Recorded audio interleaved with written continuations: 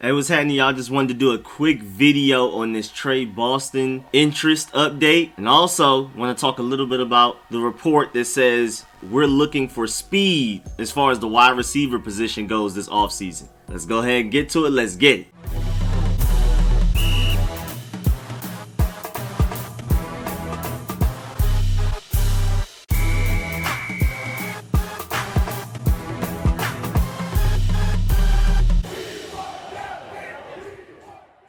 Alright, well, first of all, it's a report coming out that we will be heavily interested in free safety Tre Boston this offseason when free agency starts up. He was recently released by Carolina. He was drafted by Carolina in 2014. That's where the Marty Hurney and Ron Rivera connection comes from. And then he left for the Chargers, came back to Carolina in 2019 as a free agent. And then last spring with Ron Rivera gone, but Marty Hurney still there, they signed him to an extension. And it's kind of crazy that, he got released a few weeks ago after signing an extension, but now he's available. And a lot of us, me included, have been saying that Tre Boston would be an excellent option at free safety. We need a deep, single high, can run cover one all the way on the back end by himself, rangy type of free safety. Love Cameron Curl, but he's more of an overhang, slot in the box type of guy. Landon Collins, we've clearly seen, cannot run deep single high free safety. So bringing somebody in like a Tre Boston will help us out a lot there.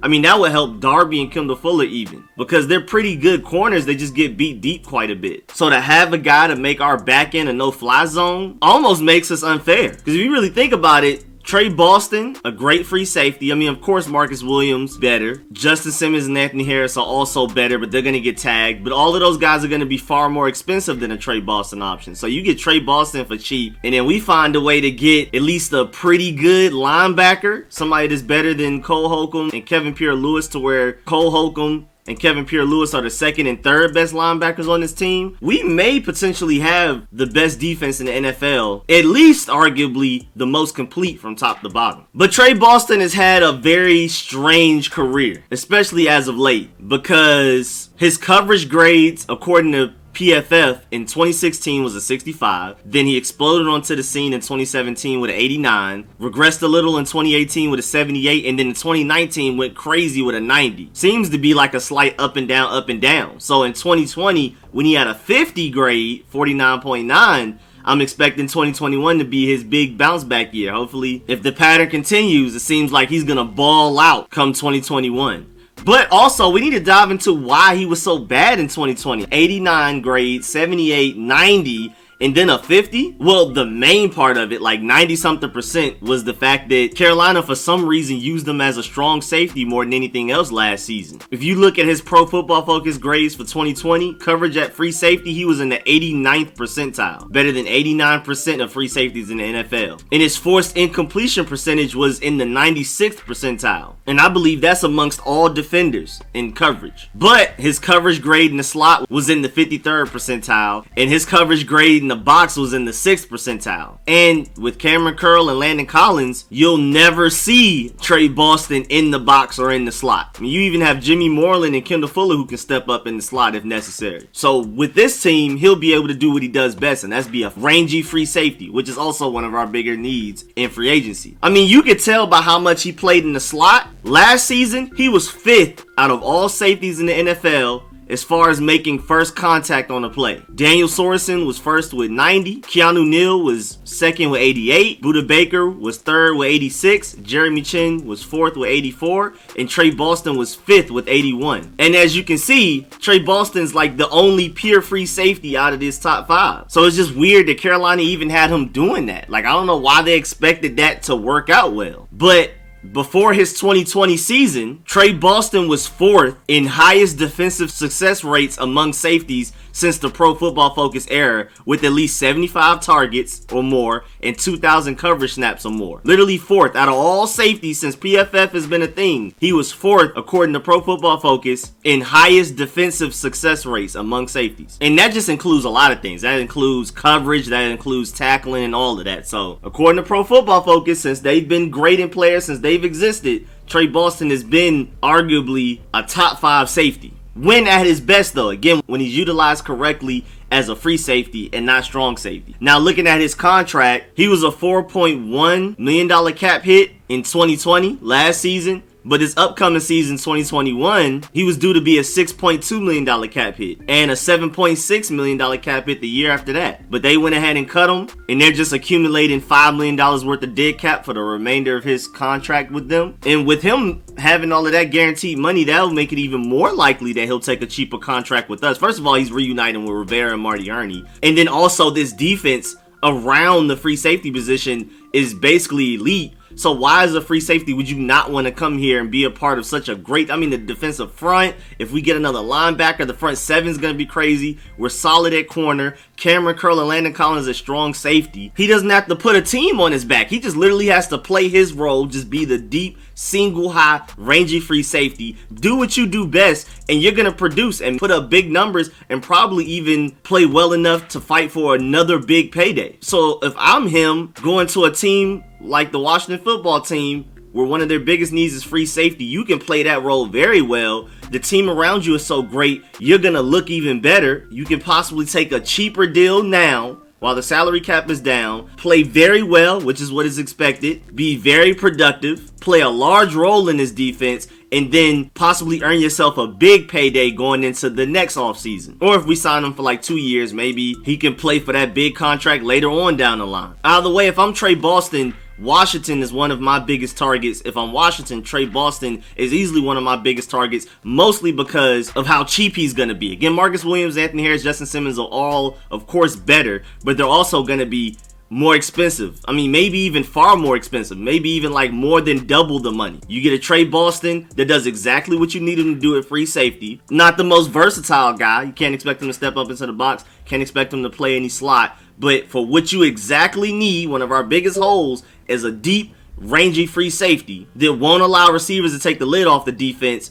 that eliminates deep threat plays for us, which is a big problem for us, stopping big plays. We're cooking with grease. And then, with him being cheaper, that allows you to use more money towards other positions. Wide receiver, linebacker, potentially maybe even offensive line. Who knows? But that's it for Tre Boston. The last report is that Washington seems to be interested in getting speed at the receiver position this offseason. So that's like a Curtis Samuel or Nelson Aguilar receiver. And Nelson Aguilar actually had a bounce back season for the Raiders last season. And he can be an extremely cheap option. Then you also have Curtis Samuel, who's, I wouldn't say is going to be cheap, but he's not going to cost as much as like a Corey Davis and definitely nowhere near as an Allen Robinson. And then he's very fast. There's the Scott Turner Rivera connection right there. Marty Hurney easily right there. So again, I just see it as one of those, he would want to play for us and we could use his services. So Curtis Samuel, you might as well just go ahead and write that one down. I'm assuming we pick him up. But if they're serious about adding speed, maybe they get Curtis Samuel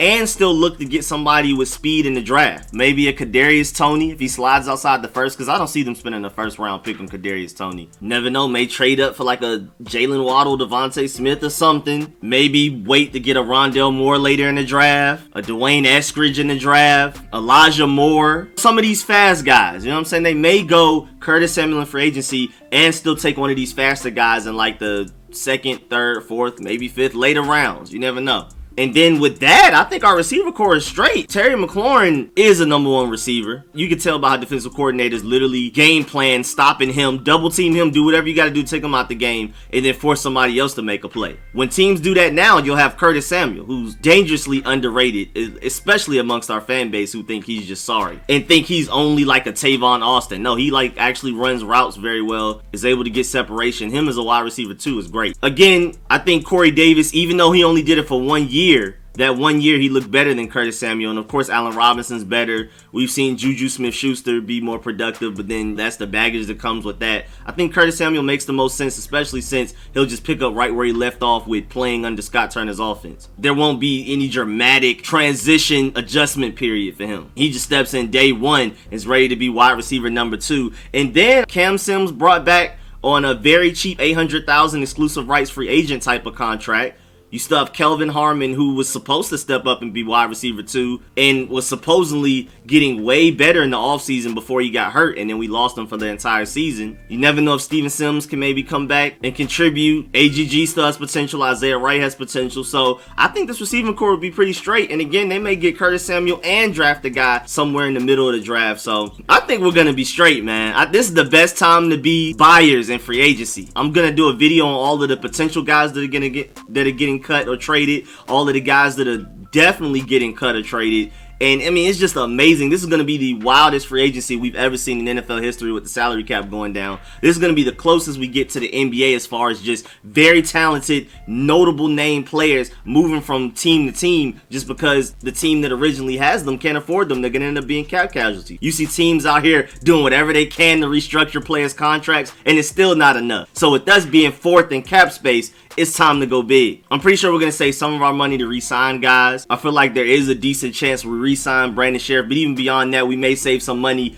to go into next year with, so that when we have to re-sign like Jonathan Allen and those guys. So I don't expect us to spend all of our money, but I do expect us to eat up and be one of those teams that's just suddenly grabbing all of the guys. Like, this guy just got released from this team. Oh, now he just signs with Washington for a very cheap deal. Like, I think we may be able to snag some guys for way cheaper than what they would normally go for, just because salary cap's going down this season. And then it's going to steadily go back up. And maybe by 2023, we'll end up back where we were in 2020. So guys may sign cheap 1-year, 2-year deals now and then go for big money later on down the line. And we may be able to eat up and grab a few of them this offseason, including Tre Boston. But that's the end of this quick video. I do still plan on coming out with the video today, updating the players that the Washington football team have met with. That's including Zaven Collins and Brevin Jordan. So stay tuned for that later on today. I also wanted to get a video out on the possible replacements for Brandon Sheriff that may be today or that may just come out tomorrow. The tag deadline is tomorrow, but it may be delayed. I'm going to talk about that in that video also, on why the tag deadline may end up being delayed a few days or something. But yeah, I'm working on a possible Brandon Sheriff replacements video. If we don't re-sign them, if we don't tag them, who are some options out there via free agency, via trade? I break it all down. I mean, I give y'all each guy's age. I give y'all the money that they were supposed to make before they got traded or released, and what they may potentially ask for from a new team and things like that. So I'm coming out with a video like that soon, whether it be later on tonight, which would basically mean 3 videos in one day, or it may come out tomorrow. We'll see. But yeah, man, that's the end of this video, man. I appreciate the view. Please like this video if you liked it. If you learned anything, please subscribe if you haven't. Hit the bell next to the subscription button so you get a notification every time I release a video like this one, every time I release one of my 5 mock drafts, every time I release a film session, every time I live stream. Speaking of mock drafts, I do plan on coming out with a trade back scenario mock draft this week, so stay tuned for that. And I do want to get a film session out there this week sometime, maybe Saturday. Hopefully a Fitu Melifonwu, but it may end up being somebody else, maybe like a Tre Boston one. We'll see. So definitely stay tuned for all of that. Plenty of content coming. Again, I mean, there may be some days leading up to the draft that I double upload, like today, where you get 2 or 3 videos possibly, because there's so much going on with free agency, with the draft. So stay tuned for all of that. And as always, man, I really appreciate all my supporters, everybody that pulls up to every video and live stream, likes it, shares it with other people so they can find the channel and join in. And then of course everybody that donates. Big shouts out to all of my sponsors, especially my Pro Bowl sponsors, whose names you see scrolling on the screen right now. Really appreciate all y'all. I'll catch y'all later, literally like in a few hours, with another video. I'm about to go ahead and record it now, edit both of those, get that out to y'all. I'll catch y'all later. I'm out.